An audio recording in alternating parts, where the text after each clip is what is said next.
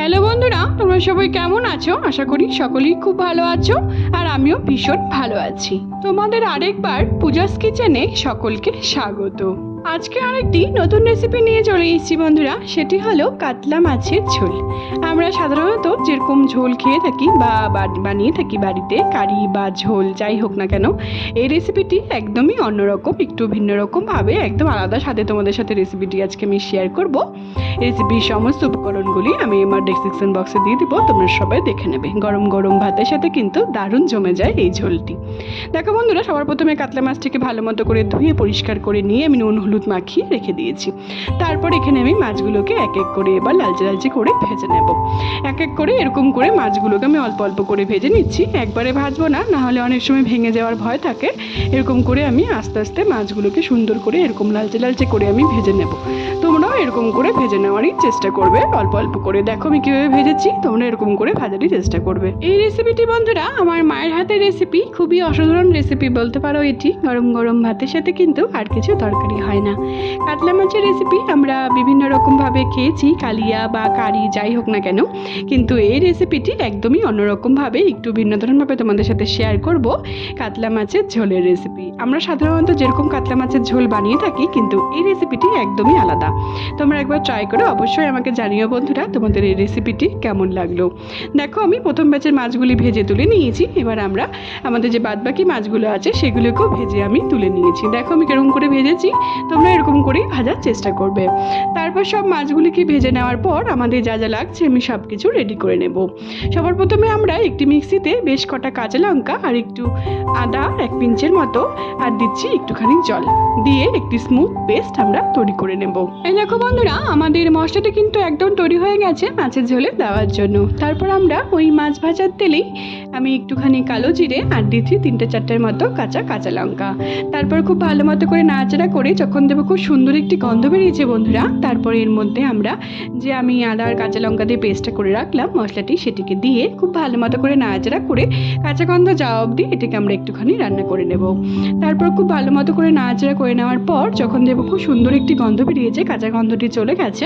তারপর যে আমরা কিছু আলু কেটে রেখেছিলাম বন্ধুরা, লম্বা লম্বা করে আমি আলুগুলো কেটেছি, তোমরা তোমাদের ইচ্ছে মতো কাটতে পারো বা এটিকে স্কিপও করতে পারো, কিন্তু মাছের ঝোলে এরকম আলু দিলে পরে কিন্তু খেতে কিন্তু দুর্দান্ত লাগে।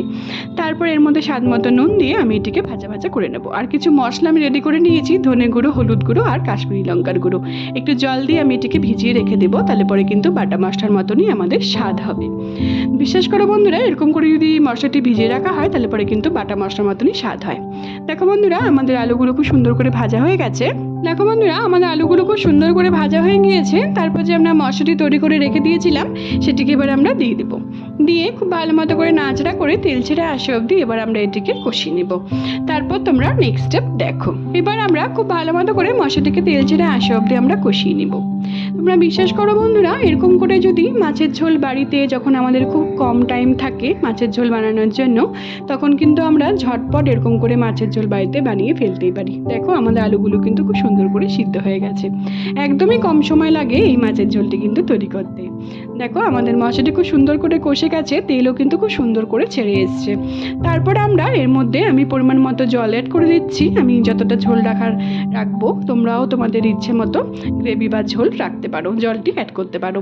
তারপর খুব ভালো মতো করে নাড়াচাড়া করে আমি এখানে ঝোলটি কম রাখবো বলে আমি কম ঝোলই অ্যাড করেছি। তারপরে জলটি দেওয়ার পর যখন আমাদের ঝোলটি খুব সুন্দর করে ফুটে আসবে বন্ধুরা, তখন আমি এর মধ্যে 3-4টের মতো কাঁচা লঙ্কা দিয়ে দিলাম। এটা একদমই অপশনাল, তোমরা চাইলে এটিকে স্কিপও করতে পারো, কিন্তু মাছের ঝোলে কাঁচা লঙ্কা এরকম করে দিলে পরে খেতে কিন্তু দুর্দান্ত হয়।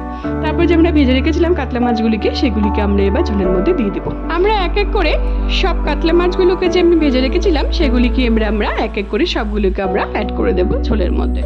দিয়ে 5 থেকে 7 মিনিটের জন্য এবার আমরা এটিকে ফুটিয়ে নিব, রান্না করে নেব।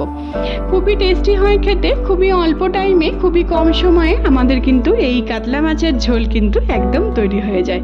দুর্দান্ত লাগে খেতে, গরম গরম ভাতের সাথে কিন্তু জাস্ট জমে যায় বন্ধুরা, আর কিছু তরকারি হয় না।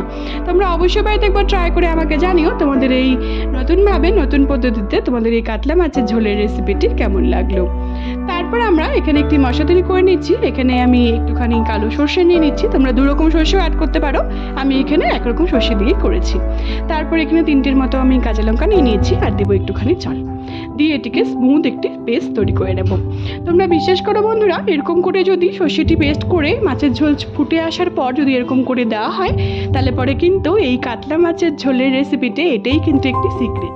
এরকম করে যদি সর্ষেটি তোমরা উপর দিয়ে কিছুক্ষণ ফুটিয়ে যদি নামিয়ে নাও, তাহলে পরে কিন্তু দুর্দান্ত স্বাদ হয়। এই রেসিপির এটাই কিন্তু একটা সিক্রেট বন্ধুরা, খুবই টেস্টি হয় খেতে। এরকম করে যদি সর্ষেটিকে পরে দিয়ে 3 থেকে 4 মিনিটের জন্য এরকম করে যদি তোমরা ফুটিয়ে নিয়ে রান্না করো, তাহলে পরে কিন্তু দুর্দান্ত স্বাদ হয়। তারপর দিচ্ছি একটুখানি গরম মশলা গুঁড়ো, আর দেবো সবার শেষে একটুখানি কাঁচা সর্ষের তেল। তাহলেই আমাদের এই কাতলা মাছের ঝোলের রেসিপি কিন্তু একদম তৈরি হয়ে যাবে। খুবই টেস্টি হয় খেতে, খুবই দুর্দান্ত হয়। তোমরা অবশ্যই বাড়িতে একবার ট্রাই করে আমাকে জানিও বন্ধুরা তোমাদের রেসিপিটি কেমন লাগলো। বেশ কিছুটা আমি কাঁচা সর্ষের তেল দিয়ে দিলাম। এবার আমরা এটিকে সার্ভ করব। আমাদের কাতলা মাছের ঝোল কিন্তু একদম তৈরি। গরম গরম ভাতের সাথে কিন্তু দারুণ জমে যাবে, আর কিছু দরকারই হবে না। তোমাদের সাথে একটু অন্যরকমভাবে, একটু অন্য স্বাদে, একটু ভিন্ন রকমভাবে রেসিপিটি আজকে আমি শেয়ার করেছি বন্ধুরা। আমার মায়ের হাতের রেসিপি এটি। যদি ভালো লেগে থাকে বন্ধুরা, তাহলে অবশ্যই আমার রেসিপিটিকে অনেক অনেক অনেক বেশি শেয়ার করা তোমাদের সকলকে অনুরোধ রইল। আর কমেন্টের মাধ্যমে অবশ্যই আমাকে জানিও তোমাদের রেসিপিটি কেমন লাগলো। যখন ধরো বন্ধুরা আমাদের রান্না করতে ভালো লাগে না, বা একঘেয়েমি মাছের ঝোল খেতে খেতে আর বিরক্ত হয়ে যাই, তখন কিন্তু এরকমভাবে ভিন্ন রকমভাবে আলাদা রকম স্বাদে তোমরা বাড়িতে কিন্তু কাতলা মাছের ঝোলটি বানিয়ে ফেলতেই পারো। তোমরা বিশ্বাস করো বন্ধুরা, দুর্দান্ত লাগে খেতে। তোমরা অবশ্যই বাড়িতে একবার ট্রাই করে আমাকে জানিও তোমাদের রেসিপিটি কেমন লাগলো। তোমরা যদি আমার চ্যানেলে নতুন বন্ধু হয়ে থাকো বন্ধুরা, তাহলে অবশ্যই আমার চ্যানেলটিকে সাবস্ক্রাইব করতে কিন্তু একদম ভুলো না। এতে আমি যখনই কোনো নতুন রেসিপি ছাড়বো, তোমরা সেই রেসিপিগুলি সবার প্রথমেই পেয়ে যাবে। আর যারা আমার চ্যানেলটি সাবস্ক্রাইব করেছো বন্ধুরা, তাদের অসংখ্য ধন্যবাদ। আমার ফেসবুকেও আরেকটি রান্নার পেজ আছে বন্ধুরা, সুইট কিচেন দিয়ে, সেটি লিঙ্ক আমি সবশেষে তোমাদের সাথে শেয়ার করে দেবো। সেটিকে ফলো করার আর অনেক অনেক অনেক বেশি শেয়ার করার তোমাদের সকলকে অনুরোধ রইল।